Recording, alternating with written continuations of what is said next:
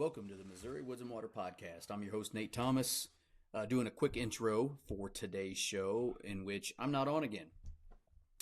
If you're watching on YouTube, as you can tell, I just got back from a hunt, and it was cool. We'll talk about it in one of our MWW hunting journals, hopefully soon. And, nothing's dead. How about that? Nothing that cool. But anyways, I'm going to do a quick intro because Andy hopped on with our buddy Pat and our buddy Garin to talk about our 2025 elk season recap. They go through just what happened in our elk seasons, and an elk did hit the ground. So let's stay tuned for that. It's a cool story. I'm just going to do some quick thanking of our sponsors and move on from there. So let's start with, Habitat Works. Dustin Williams, give him a call, 816-752-7390. Yes, it's deer season, but this is still a great time to do a lot of different things with your habitat stuff, mapping, planning. Honestly, where to put tree stands would be a thing to get a hold of him right now for.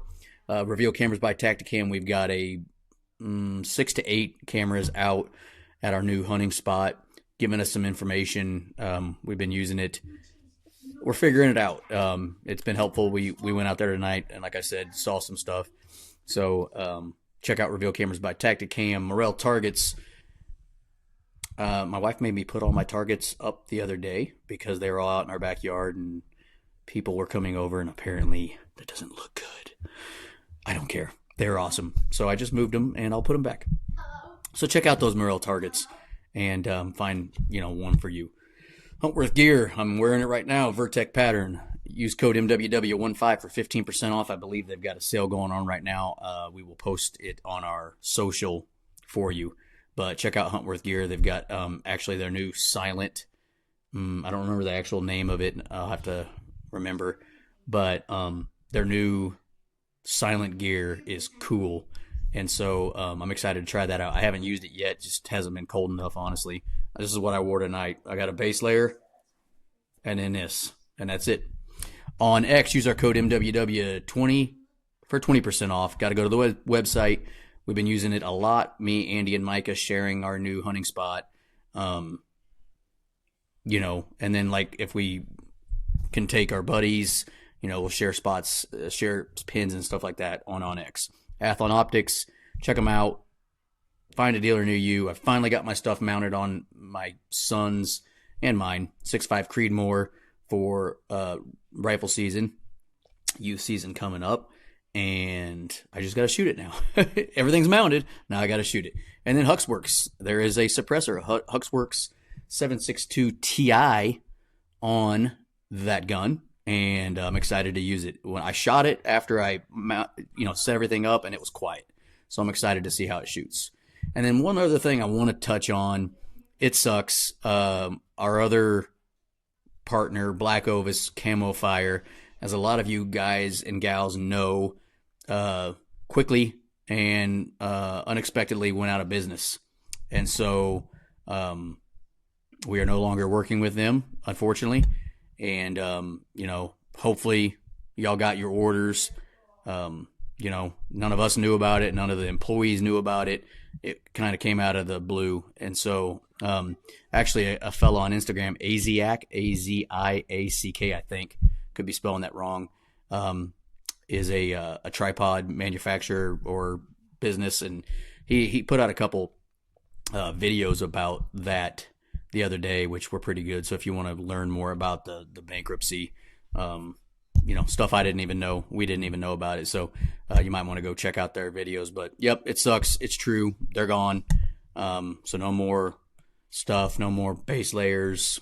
I don't know what happens to all the stuff they have, but it's gone. So the rumors were true, and I didn't want to believe it. I just assumed their website was down, but I was wrong. Anyways, let's just get into our show with Pat, Garin, and Andy. This is the Missouri Woods and Water Podcast. All right. Welcome back to Missouri Woods and Water. By request, another episode without Nate and Micah. we might have a few listeners this time. So, but no, seriously, welcome back, host Andy, returning guest Pat and Garin, and we're here to give you guys our elk hunting recap. So some eventful, some not so eventful, the usual. But how you guys doing? Good. Not bad. How are you? Well, we're here. Another beautiful day. We should be getting ready to go hunting in the morning, I think. The first major cold front here in Missouri. So I think most of the deer are well, I'll say most of them, they're moving. They're on their feet. My camera's been going nuts and getting stuff chasing. So I think it's kind of hot and heavy here in Missouri right now. I would agree. Yeah, I've had pictures off and on all day. Bobcats, deer, coyotes, everything's moved all afternoon. So yeah, I think story for all of us though. All of us been pretty busy at work and have not had as much time as we wanted to. So hopefully here in the next coming weeks, I know youth season is next weekend from the time we're recording this. So I think all of us have plans to take a little one out, hopefully, and see what happens. But maybe a few bow hunts in between. For sure. hopefully. Let's see. I mean, to get down to it, I guess kind of start off, Pat, you and I ventured out west first in our normal yearly trip that we go, same spot, same place, same story.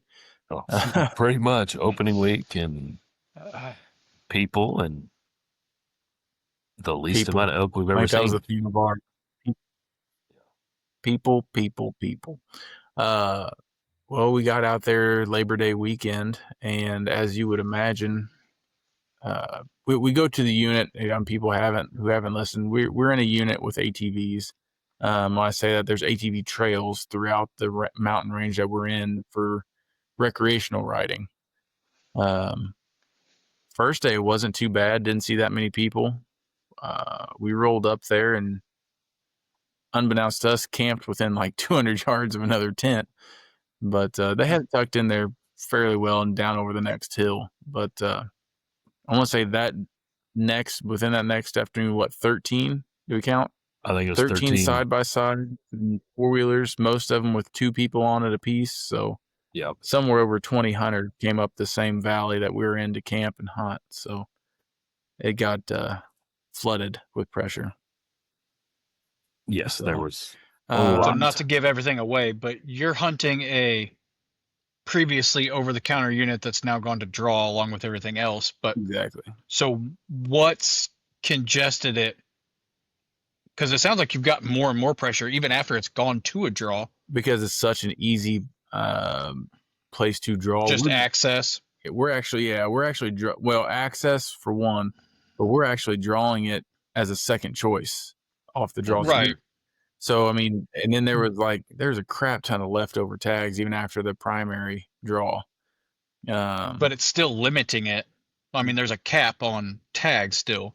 Right. There is. And it sounds like you've got more pressure than you had prior to that. Yes. Oh, for sure. I think there is anyway. It's slowly gotten worse and worse and worse. So they have not limited the tags enough. And I think it's just kind of an overflow unit that people know. So, especially the locals know that if you didn't draw your first choice, you could always pick one of these up easy. And I think that's kind of what's been happening. There's that one group that I swear it has tripled in size since I first started going out there. Oh yeah. That we ran into later in the week. Because that group from Arkansas. Yeah, that group got big compared to what I've seen in the previous years. I remember there's only one 4-wheeler, one tent, 3 or 4 years ago, and now it's 4 side-by-sides. Yeah. Excuse me. Another late episode. The 4 side-by-sides, big old, kind of wall outfitter tent back, and they go way back up in there to where before that was kind of like the super secluded place. And Gotcha. All of our secluded places are not so secluded anymore because people are camping right on top of them. So there's no secrets anymore. No. At all. No. So even on kind of our honey hole that we've been in the last couple of years didn't produce anything. But I did actually do what? I'm sorry. You said it didn't hardly have sign. Where in our little honey hole. No, there wasn't even. And to be fair, they were super dry. Like there was a burn ban. We couldn't have a fire. We couldn't have much of anything. So camping was even kind of a downer this year. Yeah. So we made the best of it. We still had, good meals. Still did good. Can you guys hear me still? It says my internet access is unstable. You're not doing too bad. Pat's cutting in and out on me a couple times, but so anyway, so day 3? We all 3 out of the 4 of us. And the big change, I guess, I'll back up. My dad actually did not make it out there this year. The day before going, he had some health issues and ended up not coming with us. So it ended up actually being just 4 of us that went out. But still, like I said, made the best of it. Day 3, though, I actually did shoot a cow. We were all 3 out of 4 of us were together. And a lone random cow comes stumbling down the mountain. I say stumbling. We sat down, I cow called twice. And within 5 minutes, I see her walking through. And she stopped herself in a shooting lane. Well, she walked through the shooting lane. And by the time I could get ready, she stopped herself in a very small second shooting lane. When she stopped, I went ahead and shot instead of stopping her myself. And sure, she actually stopped and stepped over a log instead of stop to look around. So I ended up hitting her super, super far back. We looked for quite a while. Couldn't find much sign, no track, no blood. And we finally gave up on that. But that's kind of the quick and dirty of our trip, I guess, if you will. Yeah. You just blind calling? Yeah, we hadn't located anything. We just sat down. I cow called literally 2 times. Just hit it twice, and we just sat there. All 3 we spread out maybe 40 yards apiece, facing different directions, and right. Just happened to come down one of those trails off the top. I said we heard bugles the night before opening night. Well, you guys did. I was dead asleep, but from 1:30 to 2:30, an elk came through. Season opened on a Tuesday, so it was the Monday night, Tuesday morning. An elk came through and bugled, I think 15 times in that hour, and ran this ridge right behind our tent. And you could hear it coming up out of the bottom, slowly getting closer and closer. And I'm going to say at one point it was probably 200 yards away from our tent, like bugling, chuckling. And you could faintly hear a second one across the big pasture, big park. But it kind of kept moving off it went from the west to the east in this ridge behind us. The next morning, 6 4-wheelers went that direction, the direction that elk was traveling. So everyone in the valley heard him. Sorry. Oh, for sure. So we thought we were going to be the smart ones and go the opposite way. And hell, we didn't see nothing that way either. So, yeah. But yeah, there wasn't much else. The interesting part.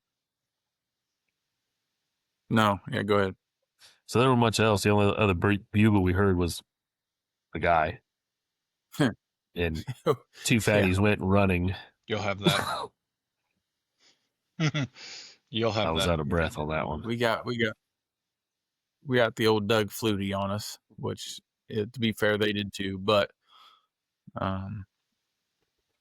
we were in an area that we'd been into elk before, kind of that super secluded, somewhat secret area. Same exact spot this happened to us the year before, which I think you guys were in New Mexico at that point in time. Yeah. But last year I had a bull bugle, and it just drugged me finger ridge to finger ridge to finger ridge, and it would stay one ahead of me in the same exact area.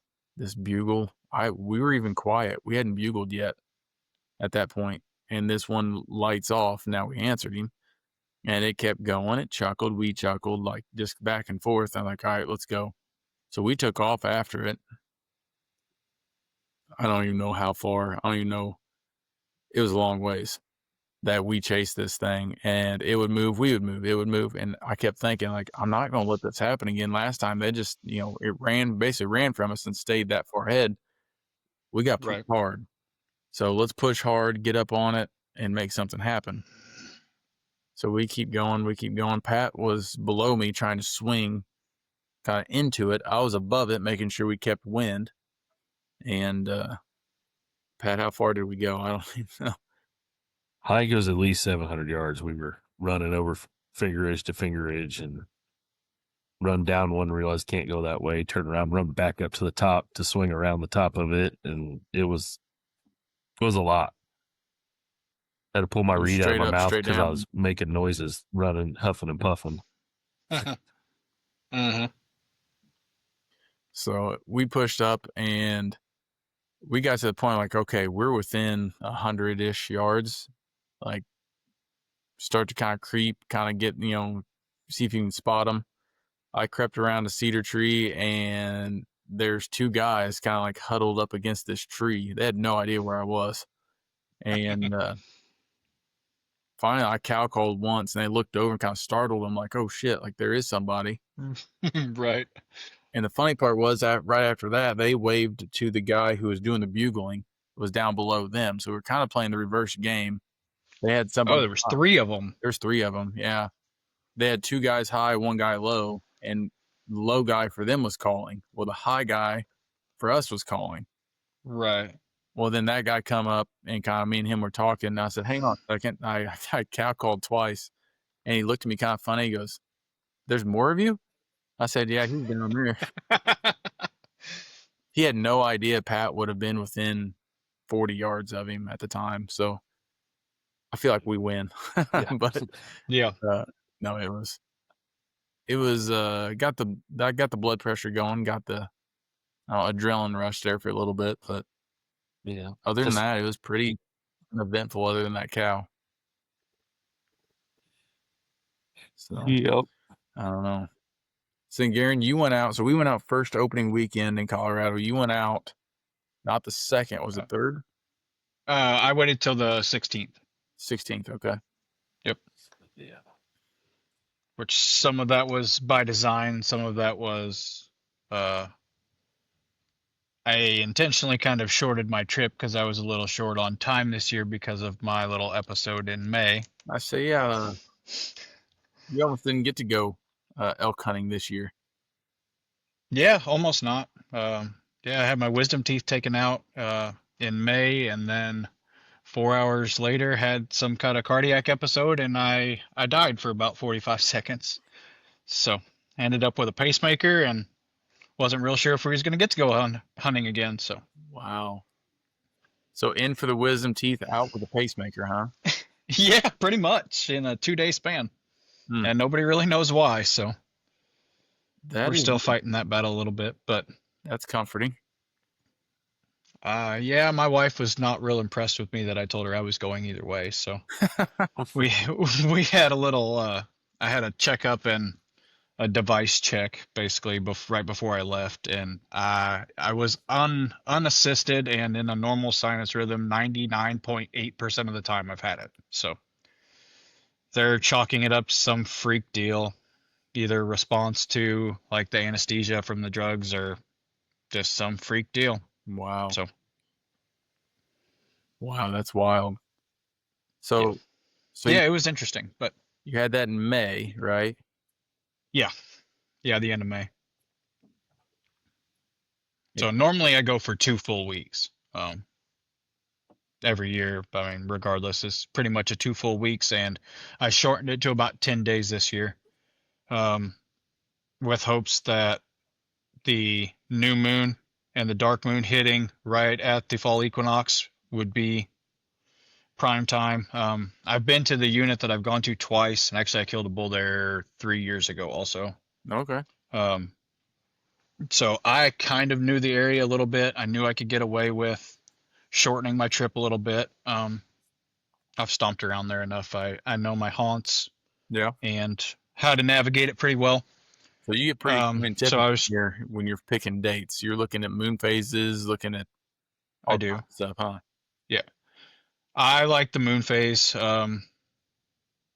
temperatures, that where I've been. It seems like the monsoons hit, like the tail end of that first week into the second week anyway. Um, kind of like clockwork. Yeah. It did it again this year too. It's done it 3 of the 4 years that I know of that I've paid attention to it. And it'll rain for several days straight. So I was trying to play the weather patterns and make sure I didn't get caught in that again. Because that's 2 years ago, I got caught in it it rained on us for 8 days straight. Yeah. It was to the point where I was out of clothes. I couldn't do anything. It was getting down to the high 30s. You couldn't dry anything. You're putting on wet clothes every morning, and it was a brutal, brutal grind. So I kind of paid attention to that this year a little bit, and that coupled with the moon phase, um, all signs were pointing to me to going later in the season. Sure.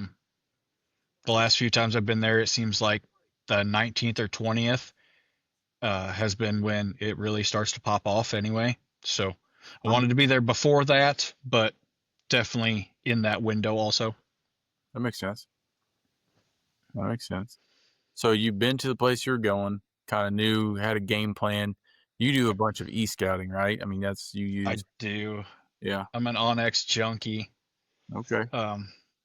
Yeah, on top of being there, I had several new places that I wanted to go, that I hadn't time, killed out, whatever, over the years. So that actually played into my hand this year extremely well for once. But yeah, so we left in the middle of the night on Tuesday, I think, the 16th. Okay. Going into Wednesday morning.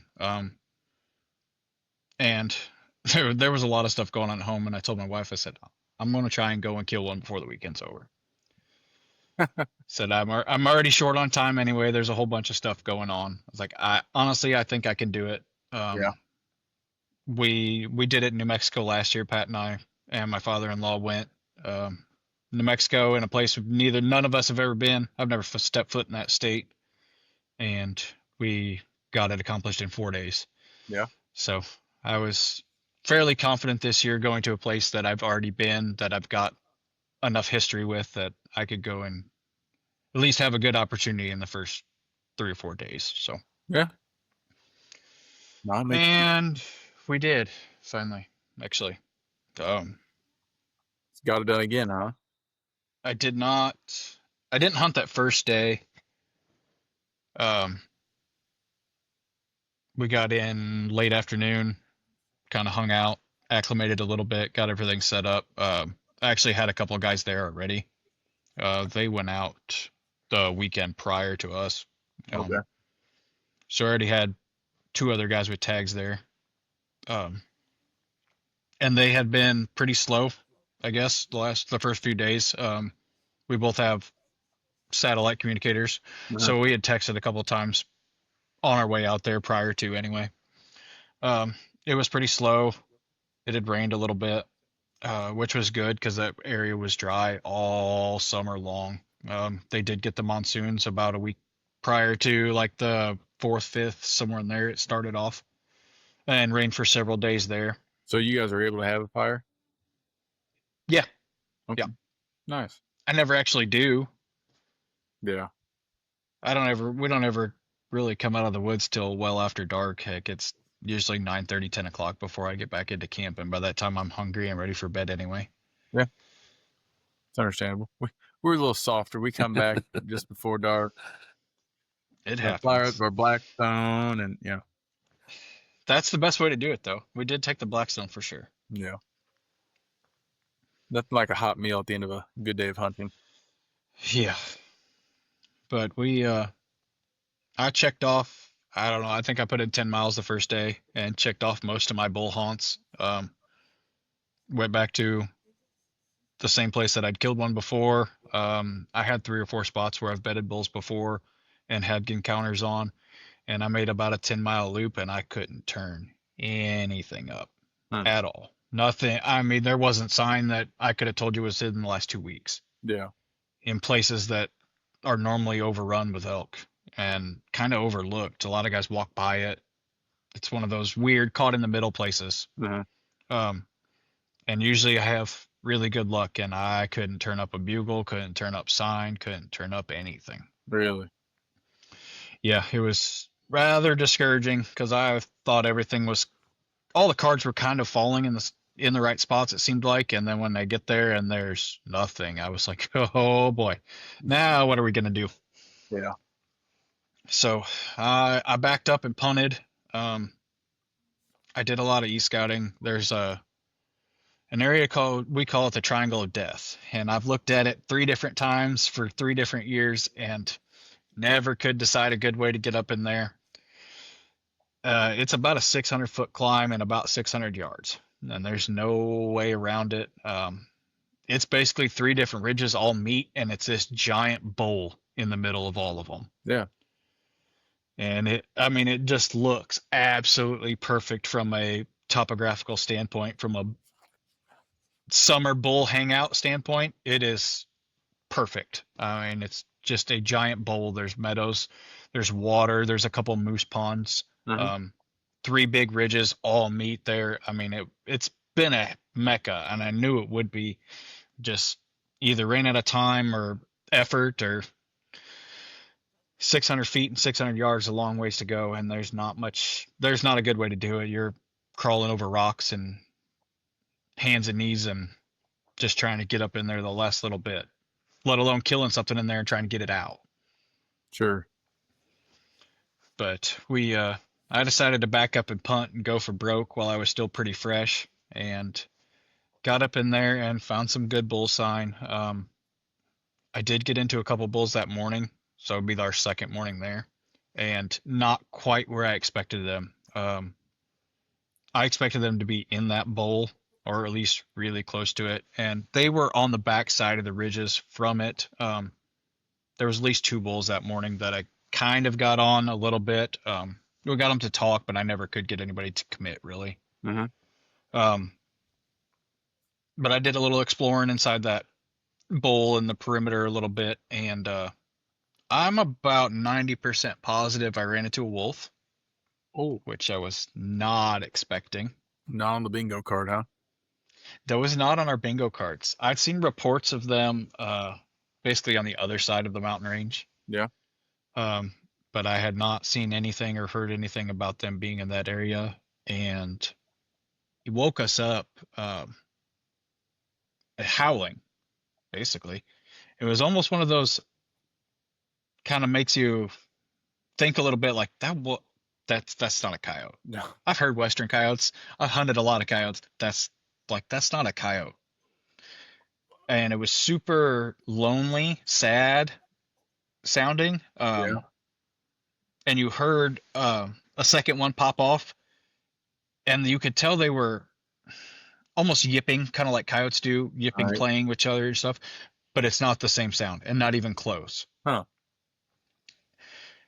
I'm 90% sure it was a wolf. Actually, it was a pair, but that was definitely not in my bingo card. That'd be interesting to know if, like, if it was, were they the ones that released, or were they just transient? It's no way to know. Sure. It's an awful big coincidence that they get released, and now I'm questioning what's a coyote, what's a wolf. But Right. And I've been around a lot of coyotes out there too. But Right. Oh yeah. I mean, there's coyotes everywhere out there. I mean, just Colorado in general. It seems like. But several. Pat almost got shot on one with his bow. Yeah, I did. Pat got ran over by one in New Mexico too. Yes, I did. He's like a coyote magnet, I guess. Yeah. But you guys have heard them too. They're bigger for sure. Oh, yeah. They sound bigger, but they don't sound like wolves. They still sound like coyotes. They just sound like big old burly. They sound different. Nasty coyotes. Meaner than our coyotes. Yeah, they sound meaner, bigger, deeper, meaner, but they still have the same tones, cadence, things of that nature that make them a coyote still. They just stay with the chest. Right. Yeah, Superman style. But these were different for sure. It was very lonely, very sad sounding. The cadence is a lot slower. Yeah. I'm almost positive it was Hmm. wolves, which that was not in my cards. But Huh. Yeah, that'd be a little freaky. and where this was at like 11:30 in the morning, Mm. and they're howling. I've never heard a coyote out there in the middle of the afternoon for sure. No. No. Not without somebody bumping on something Right. happening. First light, last light, sure, but never in the afternoon like that. Only time I can ever think of is remember that time we were stuck in that thunderstorm. We're kind of up on top, me and Pat, and I think Oh. Micah was with us. When that one about ran us over, came shooting out of some brush. Yeah, he howled and it made the hair stood up, and all of a sudden he comes like sprinting by us at like 5 yards. Just gone. Really? Oh yeah.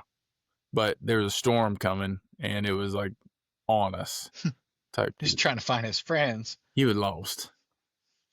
We were lost. That'll happen. Them storms roll in. Sometimes it's a little wild. It gets a little, I guess, as they call it, Western. It does. But anywho, I did a little wandering that afternoon, and I'm pretty sure I found the deboned rear legs of a bull, Oh, and then I followed horse tracks out of that bull mm-hmm. in a little bit better of a path than I took, but still not a great one. But so I would imagine that the resident bull that hung out there all summer, like I thought he was, got shot prior to me getting there. Yeah, someone beat you to that triangle. Yeah, somebody beat me to the punch. So, which that's fine. I'll keep that in my cards for the future if I ever end up back in that unit. Sure. So I did my Onyx stuff and I pinned that trail and marked it, and There you go. I now have access to all of that. But Nice. so we spent all afternoon up there kind of exploring, Yeah. checking out some stuff that I haven't seen yet, and getting towards dark. It's super steep getting up out of there, so we did bail a little bit early that day, so I had a little bit of daylight to at least get back down to towards the valley floor where the trails and stuff are, so I could get out of there. We were about 4.5 miles back. Yeah. And I got to a section where I know I've bedded bulls in the years past, and we kind of slow walked a little bit, waiting, and sure enough, there were two different bulls on the opposite ridge from us, and you have to cross a creek to get there. Yeah. By creek, it's more like a river. Like Oh. there's nothing that's less than waist deep, and the water flows fast enough that you can't throw rocks in it or logs or anything to try and get it to slow down anywhere. No. It was 2 years ago, but we spent 2 hours trying to find the right way across this, Yeah. or build something to get across it, just so we had access to try Sure. in the future if it was necessary. Excuse me.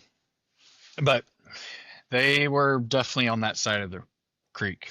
So we sat there for probably 30 minutes playing with maps, trying to figure out if it was worth trying to come around from the other side of the mountain range, drive 10 miles down the road and try and come in from the other side, or cross the creek way earlier, 2 miles down the road, type of thing. It does shallow up a little bit in spots, but not within half a mile of where we were at probably. Yeah.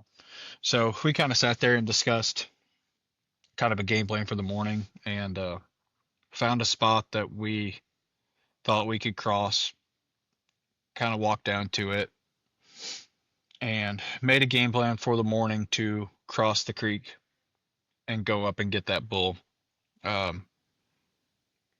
I didn't figure he would be very far. I hadn't seen any evidence of cows getting hot. They didn't seem to be traveling a lot. I could get them to pick up and bugle a couple hours in the morning, and then it would really shut down for the most of the day.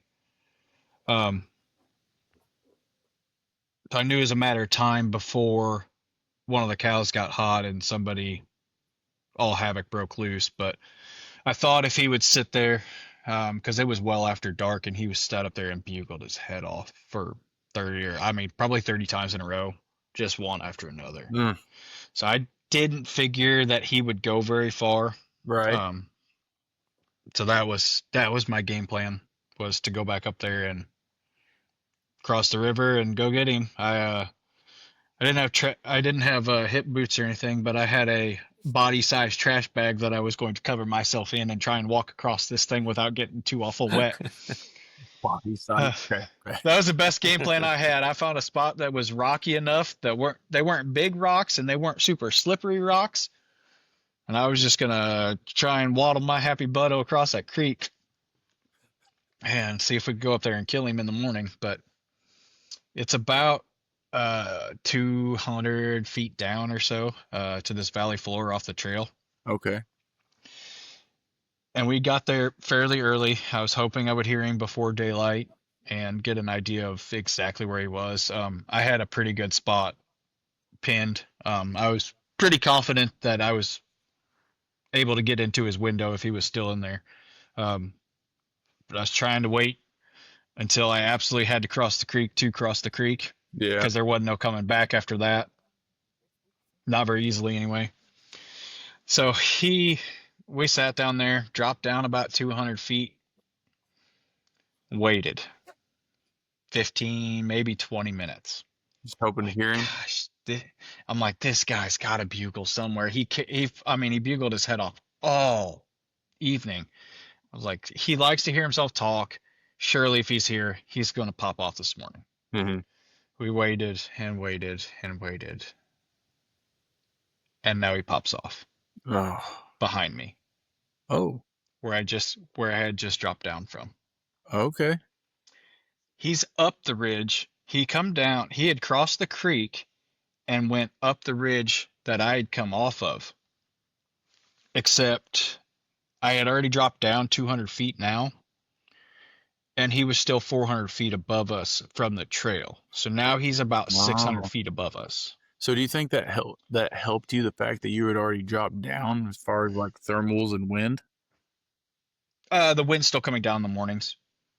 Right. There's no way he should have been able to get a hold of me. We were definitely below him too. I mean, he was up on the top of the ridge. I got you.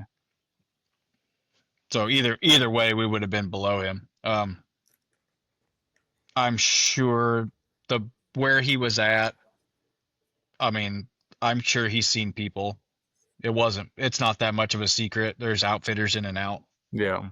several different times that I knew of too. So I'm sure that was part of his game, was staying up high enough that nothing could come up and get him Right. in the mornings anyway, like that. But he had definitely bugled above me on the side that I had just came from. So I didn't have to cross the creek, but unfortunately I dropped down 200 feet for no reason and had to go right back up that 200 feet. Yeah. And then 400 more after that. Oof. But he bugled, and once he started, he really didn't stop for an hour and a half, Oh man. probably. So he was fired up. He liked to hear himself talk, for sure. After we decided we were going up there, my father-in-law was with me again this year, calling, Okay. thankfully.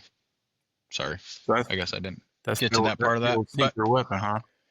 the secret weapon, he's definitely been my good luck charm. I don't know what I'm going to do. Have to kill one by myself, but yeah, he's definitely been our good luck charm, at least for me. There you go. But we decided that we were going to commit, and we're going up after this thing, because that's what we were here to do anyway. And that's the same bull that we were after. You could tell by his voice, his cadence, sounds. It was him for sure. So we hiked our butts up 600 feet in 440 yards. Oh man. Yeah, That sounds terrible. It was brutal. It was brutal. It was exactly technically it was exactly 640 feet and 440 yards. Oof. We basically went straight up to him. I say, yeah, you're for every what? So that's 1,200 feet, 600. So yeah, for every basically foot forward, or 2 feet forward, you want 1 foot up. It's basically. Yeah. Well, That's a climb. Yeah. Pretty much. Stairmaster. But it was the Stairmaster, and there was no way to do it. We were switchbacking our own things, making our own switchbacks, because there was no way you were walking straight up that thing for that far. Yeah. But he kept hammering just enough that I could keep tabs on him the entire way up there. It wasn't super fast by any means. I mean, it took us 15 or 20 minutes to get up that. Sure. For sure. But he just enough that I could keep tabs on him and keep tabs on him and keep tabs on him. And we had got most of the way up this face. He was on the last probably 20% of it from the top, probably 80% of the way up the face. And he was kind of going back and forth a little bit. I could tell he was pushing cows, or at least trying to keep a satellite off or something like that. He was moving back and forth, doing something anyway, for sure. And I could keep tabs on him to get up there. And we got, at one point, probably within 80 yards, before I was confident enough that we were close enough to the top that he couldn't run away from me totally. I got you. We'd got to pretty much even playing field, elevation wise. And I waited till we were within 100 yards to say anything at all, period. He had no idea we were there, no idea we were coming. And the first time we made a sound was within probably 80 yards. Hmm. Brian Cow called first, and he answered right away. But he didn't want to commit totally. Okay. He was still doing the back and forth thing, kind of like what you were describing earlier. Yeah. He would go from 80 to 150, then come back to 80, and then back to 150. So after I realized that he was kind of coming back and going forward again, I told Brian, this is probably, I think we communicated twice in a 30-minute stalk. I never saw him after I left him the first time. You talking about Brian? Yeah. I never actually saw him other than one time. We took off there, and every time that I could tell that he was going to his 150 yards versus the 80, every time he would get farther away from me, I cut the distance in half. Yeah. And he kept talking enough that I was able to cut him every time, without really ever having to pressure him and without having to call that awful much. Yeah. We've called in several bulls in the mornings, but in my experiences, that's the game they play in the mornings. I've never got one pissed off enough to totally commit to me in the morning like that. Mm-hmm. Because they're almost always chasing cows, Right. or at least following the cows back to wherever the cows want to go bed. Mm-hmm. They're just dogging the cows. But it seems like in the mornings especially, the cows are leading the show anyway, and then bulls are doing just enough to keep tabs of the cows and keep track of you at the same time. Right. And they do this back and forth cat and mouse game. Yeah. And I think we've talked about it a little bit, but I think I've decided that less calling is better in the mornings. And once you get tabs on him like that, I just cut distance every time. Right. Every time I can get a pin on him, every time he bugles, you hear a stick break, whatever, cut distance. Yeah. And it seems to have worked for me. I've killed all 3 of the bulls in the morning. I'm 3 for 4 the last 4 years, and I've killed all of them in the morning. Bragger. Yeah, it happens. Some of us get lucky, and I got a secret weapon, but it's not my fault. Oh, that's awesome, man. Obviously, all of us have been going for several years, so at least one of us is successful at it. Yeah. We put in the work and the time. Absolutely. But he, every time he would end up farther away from me, you just cut the distance in half. And at one point, I picked up a second bull. There was another satellite with him and then at least 5 cows that I could count for sure. Like you could see them, or I could see the cows. Yeah, I kept getting glimpses of him every time. I mean, I basically kept him within about 80 yards okay. the entire time. Because basically every time I caught him going away, whether he would bugle or I'd see his tail or something going away from me, Right. I'd just follow him. It was in a super thick, young, like aspen regrowth. Okay. So there was noise all over. He couldn't tell what was going on anyway. I'm sure he heard me. There's no way he didn't. But he know. I really wasn't trying. Yeah. It was too thick.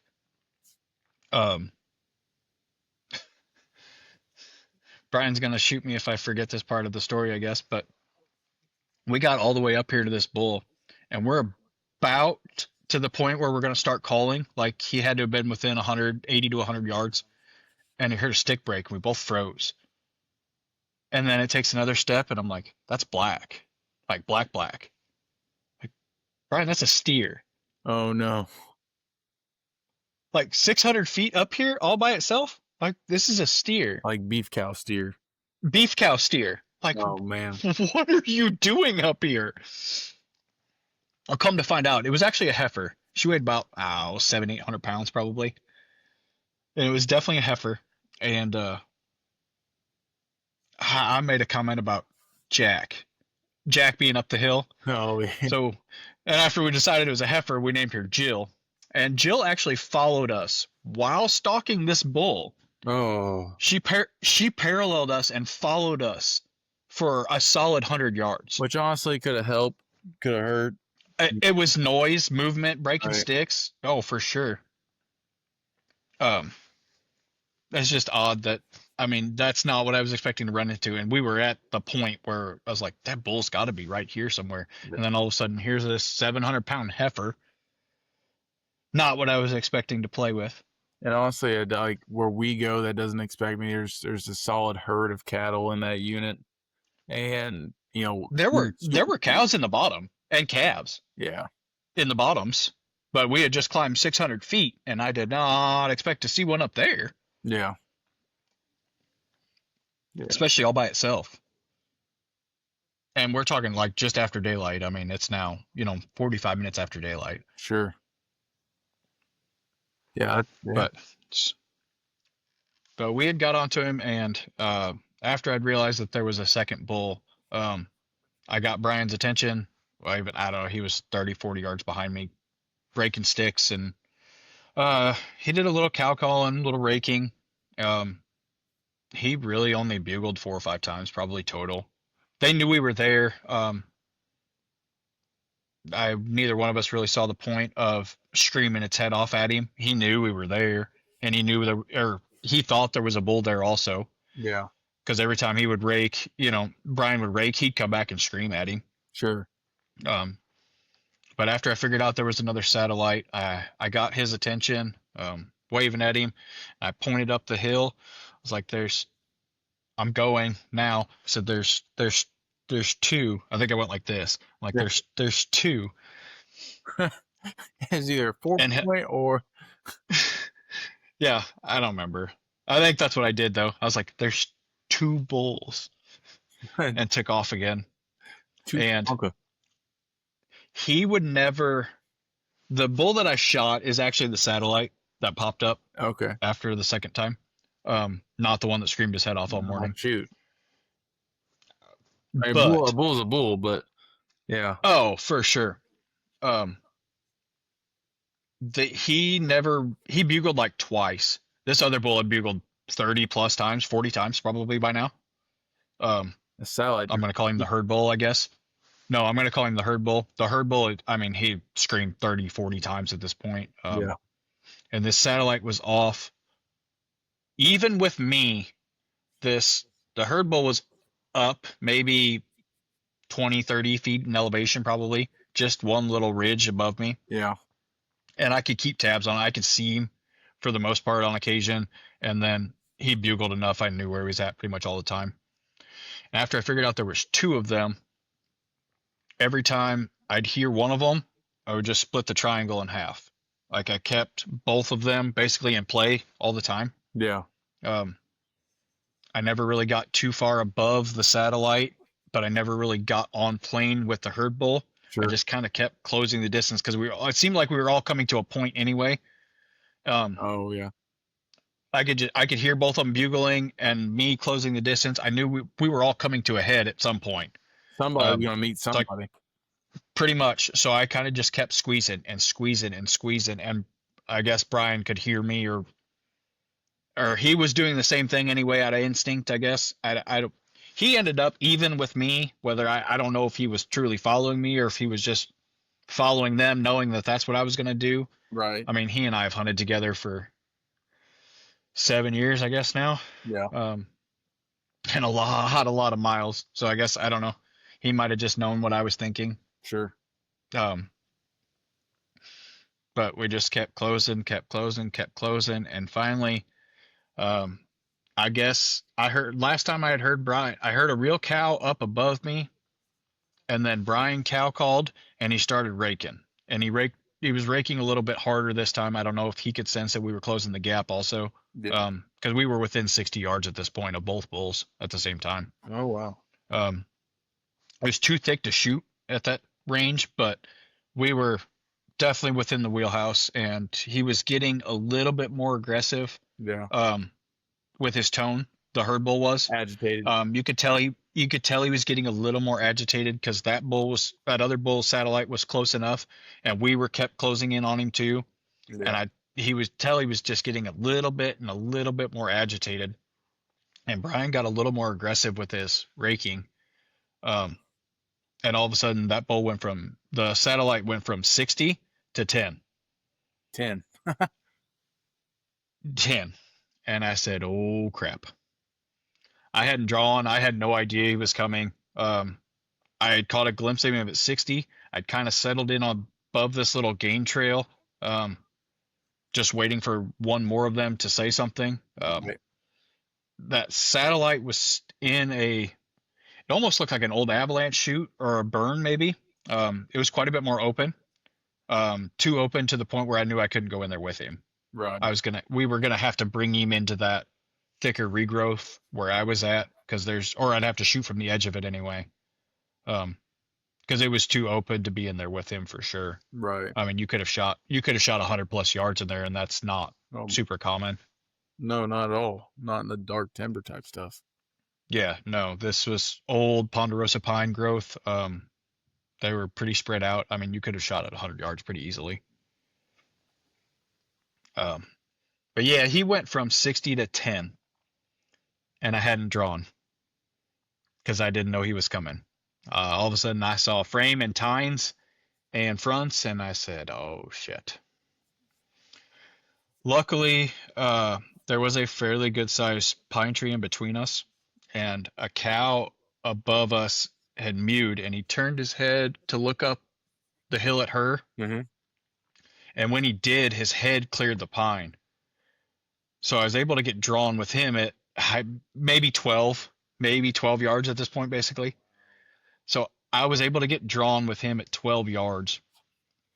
And then Brian called at the same time, and he turned back at Brian, and he looked back up the hill, and he looked back at Brian, like trying to decide, like, shit, now what do I want to do? Right.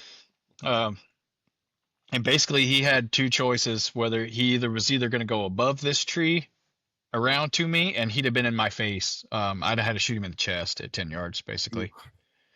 I wouldn't have had a choice. I mean, he'd have been through me, basically. Right. Luckily, he did step below the tree. And he just kind of naturally stopped in a spot. I was able to kind of put it through the front crease of his shoulder. Yeah. He was quartered to me a little bit. But after I ranged it, it was at 10.5 yards. Yeah. So sometimes I took the shot. Send it, man. Yeah, send it on the I took the shot, and it did go through the crease of his neck. It got both lungs. Right. He took off, crashed down the hill. He made it about 60 yards. And that was about all she wrote. I'm pretty sure I got a text that said, well, I hit one. And I was like, was it good hit, or is that, I don't know yet. I mean, at that range, I never even saw my arrow. It was 10 yards. I mean, I never really even saw it hit. I know it buried and went through, and then all of a sudden the commotion of the crash of him breaking off baseball bat-sized aspen trees, hammering down the hill, was a little wild. Yeah. Oh, I bet. And I was not gonna get too confident yet. The first bull I killed was about a 2-mile track job. They're tough, man. They are tough. I hit. Animal. Yeah, he had moved a little bit after I cut it loose, and I got the liver and the backside lung, and he went 2 miles. And I'm not really sure how we got lucky enough to find that one, but we did. And then last year in New Mexico, man, I shot just a touch high, but I don't know what I caught. Broadhead buried in a rib on the backside and never actually went through, and it was just like 26 yards, I think. 26, yeah. Yeah. Yeah, and I didn't blow through it, and I was not super confident, even though he only went about 60 yards also. But they made me wait for 45 minutes before I go look for it. And he was dead 60 yards just over this little knob bacon in the sun. You know, just out there hanging out, man. Yeah. Sometimes you got to soak it all in. Yeah. But no, he took off, crashed down the hill, and he seriously did break off like baseball bat sized aspen trees on the way down. Easy. Big old scars that you could stick your thumb in on the branches, like the trunks of some of the trees and stuff, like just where he scraped and went by everything. He was bouncing. I mean, he took off like a banshee. Yeah. That's wild. It's wild just how strong they are. Like you talk about. Yeah, you kind of take it for granted. That's what's yeah. Right about that. Him being 10 yards and shooting him in the chest, I was like, God damn, this doesn't sound like that great of an idea, actually. Right. Not at that type of range. Like, it's thick enough in here, and me and him are the only things in here. Like, Yeah. I don't know where he's gonna go. He goes the wrong direction. Hopefully not at me. So he goes the wrong direction. You're going with him. Yeah, I mean, hell, them legs that long at 10 yards, that's 2 steps.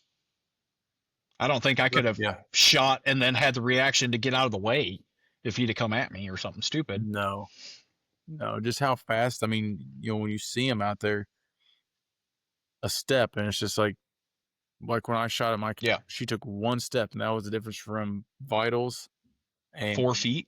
And they asked, yeah, it's 4 feet. It's 4 feet. Yeah, it's incredible. It's incredible how quiet they can be. I mean, that bull literally, I think he chuckled. He chuckled at 60 yards, and then the next thing I know, I'm looking at tines at 10 yards, and I'm like, oh, shit. I mean, and you had no idea. I had no idea he was coming. And I was stopped and waiting because I was waiting for one of them to make a sound again. Right. So I knew which direction to go or who to make a play on or what. That's awesome. But I shot. Brian heard the crash. Like he said, he was raking and never actually heard the bow pop off. So after he saw tines going down the mountain, he's over there bugling and cow calling, trying to get him to stop or distract him or whatever. He didn't know what happened. He never heard my bow. Sure. So I'm leaning down over the trees like, it's okay. I think I got it. You could stop now. We're good. Yeah. Oh, because I had okay, I hadn't talked to him in 40 minutes or so. Right. Yeah. The whole morning he said yes. I didn't truly know where he was until he started raking and cow calling and bugling at me again. Wow. Or bugled them again. But it all worked out. Yeah, like I said, he made it about 60 yards back down the mountain in the right direction and died kind of in an awkward spot, but it was at least in the open compared to the thick stuff we were in. That's kind of nice. That way you can kind of get him processed. And how was the pack out? About 4 miles. Nice. How many trips? We had 2. 2 trips? Okay.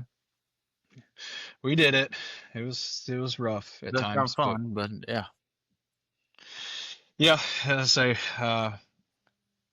I never did weigh the back straps, I guess. I dropped off 183 pounds of meat at the processor, minus both back straps. So that's deboned, just straight meat and no back. That was deboned. Yeah, I deboned it on the mountain. Gotcha. if I have a choice, especially for time or anything like that, I'll debone everything on the mountain. Yeah.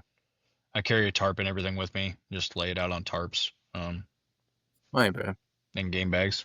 So, the bones weigh 15 pounds. So Might as well get rid of them. I think we weighed my pack when I got out. It was at 93 pounds. The first load. I don't know what the second one was, but That's a nice hole. 93 pounds, 4 miles is plenty enough. Can imagine. I like to know how that is. True. One of these days. One day. But we actually, I think I had gotten almost all of it off, I think, at that point. And I was starting to, I had at least got it quartered. I was starting to debone some rear quarters, and Jill walked by again. We're talking 2 hours later. Like she had wandered up the mountain towards them cows and the bulls and stuff, and sure as shit, 2 hours later, it's now like 9:30, 10 o'clock probably. Here she comes, wandering back down the valley. Are you serious, Jill? What are you doing, Jill? And she literally hung out for like, I don't know, 20 minutes probably. Crazy. Like, I mean, I ain't never seen nothing like it. But I mean, we're just over here cutting up flesh and dead elk, and here's Jill just hanging out about 10 yards away, eating and stuff. Should What have you tied guys the game doing? bags to her and smacked her on the ass and sent her down the hill. Yeah, I'd send her off down the hill, I guess. It might have worked. I think she just wanted a treat. I think she's been fed before. Yeah. I'll take you some range cubes, but you could have just tossed the bags on there. It'd have been close. I don't know. I usually carry some mule tape with me. We probably could have made something work. It's a makeshift panniers with some mule tape. Can you imagine showing back up at camp? This is this random ass. Look what I found. You ever seen a pack heifer? It's a heck of a lot cheaper than horses. I don't have to pay for them, I guess. You just send her on back down the valley with the rest of them. That's right. Oh God. Yeah. Well, that's awesome, man. Yep. Congratulations. So we thanks. That was our goal. We went in. I guess I hunted Thursday, Friday. Killed him on Saturday. Yeah. Ain't bad. Yeah. Ain't Thursday, Friday. Killed him Saturday. Yep. Good. Good. And so that was kind of the goal we set out, trying to escalate the time scale of everything, and that's what I told my wife was, I think I can go in there and get one killed by the weekend. So, and then we somehow got her accomplished. So that's pretty sweet. And describe a little bit. We'll have a picture for the show I'm sure of the elk, but describe him just a little bit as far as his shape and kind of what was he for? I mean, I know he's a saddle. Oh, well, he was pretty typical for the area. And over the counter. He's a 4x5. Okay. Pretty good fronts. Little kicker off the one side. Fairly decent mass. So it's your average. Not quite. Your average over the counter, just pretty nice little bull.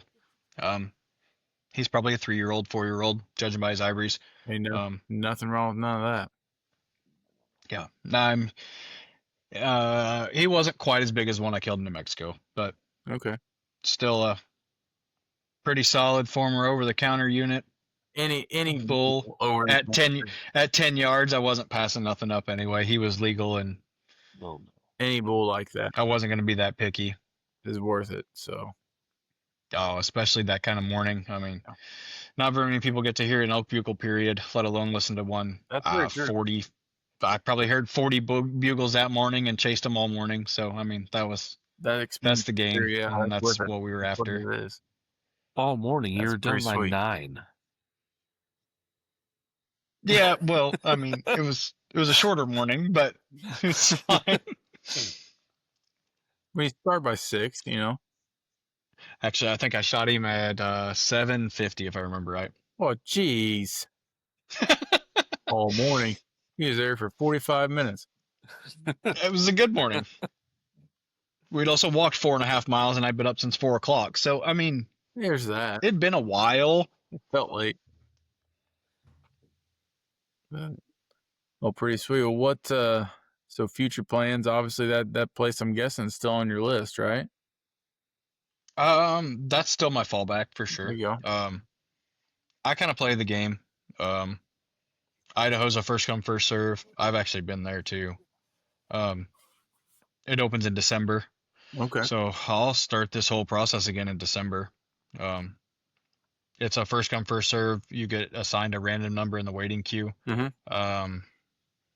Gosh, it's been a while since I've been down this rabbit hole. I think there's 12,815 tags, if I remember right. Oh man. And basically they assign you a number, and I know the handful of units that I would like to go to in Idaho. I know the one that I went to. I don't know that I'd it's not for the faint of heart, we'll put it that way. Sure.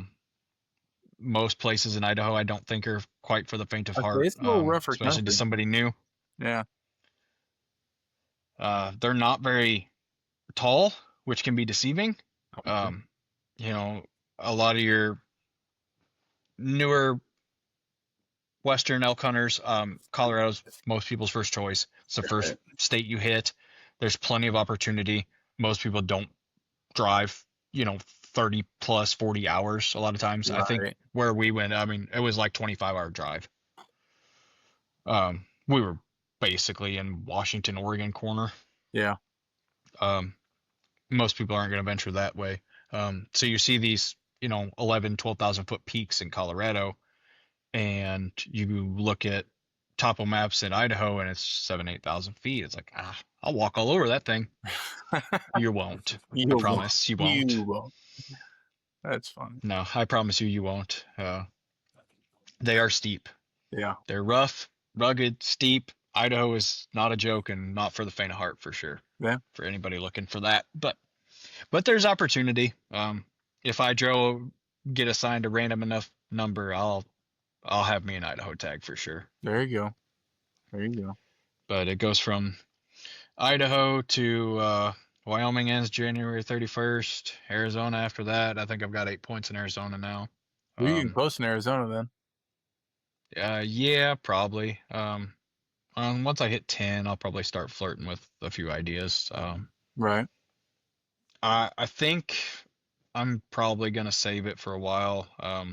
That'll be more of a long-term goal, I guess if you want to call it. Yeah, that's your. I mean, in Arizona's always been a trophy. I mean, yeah, sure. That's like the. What do you want to call it? I mean, probably the highest sought after state, I'd imagine. The Mecca. Yeah. Yeah, I mean, the Arizona's the Mecca. I mean, for me anyway, for sure. Nevada's got some crazy bulls, but it's hard. I mean, almost impossible. They're different to get into, if I'm not mistaken. Yeah, it's almost impossible. Arizona, I mean, you can't even hardly begin to touch a tag for less than 10 points. Yeah, and I know I've started to kind of look a little different on Colorado, kind of messing around with some go hunt stuff and looking for units that make sense, because I think I have 5 points in Colorado. And so, would you find places? So go ahead, what? Colorado's weird too. There's such a dead zone. Basically, once you get in that 5 to 7 point window, there's a handful of tags, and then once you get out of that window, you can't touch anything else till like 15 points. You're right. It's such a weird gap. There's no middle ground. It's either premium. There's no middle ground. Yeah. You better burn your points at that 5 to 7, or you better sit on it till 15, right, and play the long game. Yeah, because then you're getting primo Colorado units too. Like, sure. Oh, they're definitely there. Don't get me wrong. No, yeah. Some of those tags are unreal. But you're going to be in that window of 12, 13, 14, 15 points for sure before you start to touch it. What's a shame is all the years I was doing over the counter, if we would have just paid the extra $50, $75, I would have. You should have your 12 points now. I'd have probably 15 points. Wait, no. We did from the very beginning. I'd have 13 points, I think. Yeah. So. Yeah, and then you'd be starting to flirt with some pretty serious units there. Yep. Absolutely. But it's all a game. It's just a matter of personal preferences. I mean, I kind of play the cards as you have a short-term goal, a mid-range goal, and a long-term goal. Idaho, Colorado is my fallback to it. But sounds like just kind of you roll the dice, like yeah, it's a short-term goal. You don't really make plans to go there. right. And there's no party hunting. You got to draw your own tags. In Idaho, So that's a giant kicker. For Idaho, it's that way. Yes, Idaho's a first come first serve, and you got to put in individuals. There's no party tags there. Yeah. So that makes it really difficult because most of the time you can't get two people that you know with the same numbers to hunt a decent unit. Yeah. I mean, there's a few that like up north in the Panhandle that you can get a hold of kind of later in the game. Mm-hmm. But they're rough. You're gonna have bears, wolves, mass amounts of both. It's just tough. It doesn't sound bad until you're actually like having to go there. Then I just don't. Yeah. Mm-hmm. Yeah. You like to think that I'll be fine. I'll be blah blah blah.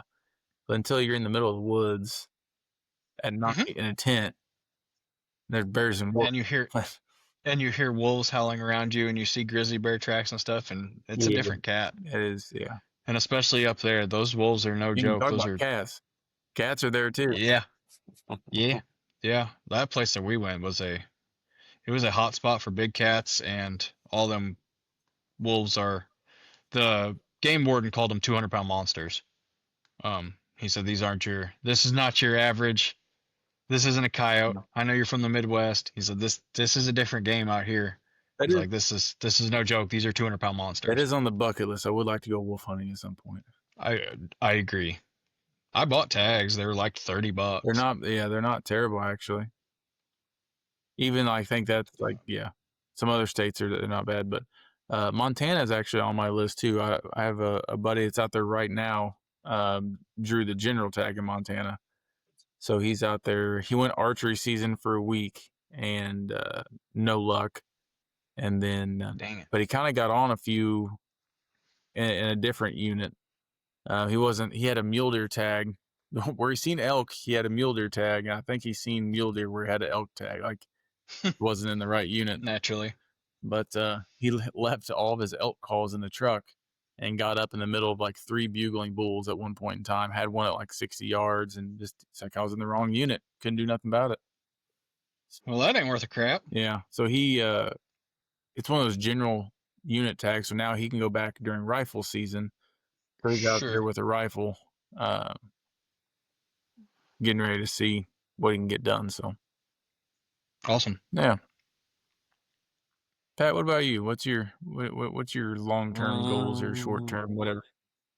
Well, we're saving points for Wyoming to do hopefully here in the next, 2-3 years. Yeah. And then I'll apply for New Mexico again. I've already screwed up Arizona, so I'm not trying that anymore. I'm so far behind the game. And you did also? Yeah, I applied 2 years in a row and then forgot about it, and that's been 3 years now. So I knew that's what that one did, but I didn't know you did too. I did the same thing in Arizona. Well, you guys are both out there. Yeah, so I kind of once you fall behind, it's so hard. I'm kind of just hoping you draw one. Point creep is real. Yeah. Yeah. So I'm hoping you draw one in 4 or 5 years, and I'll just go with you. Hopefully. But yeah. No, and hopefully that's the game. Let's see. I don't know. I'm at that same 5-point area in Colorado, so it's maybe time to start looking. Maybe truly apply for something instead of just, well, we know we can get it there easy, and I don't know. I think it's time to venture somewhere else in Colorado, regardless. Where we've been going is I wouldn't be opposed.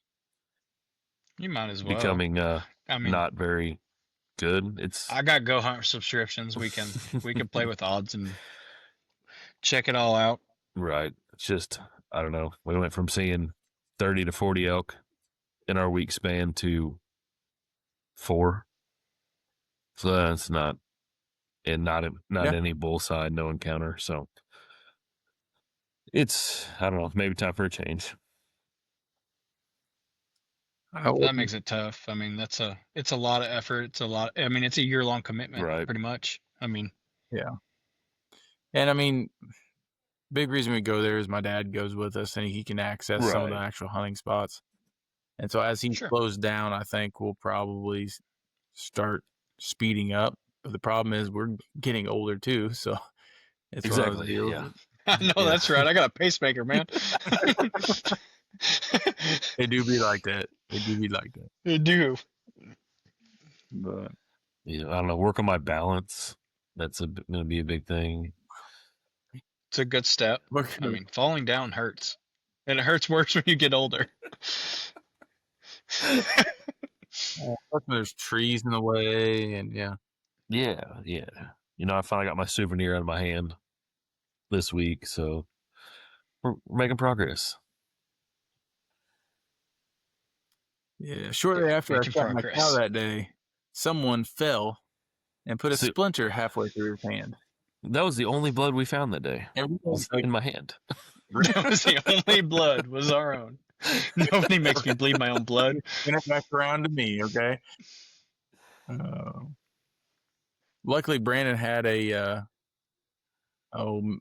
medical kit, whatever we call it, and Pat used an entire wrap of gauze on his splinter.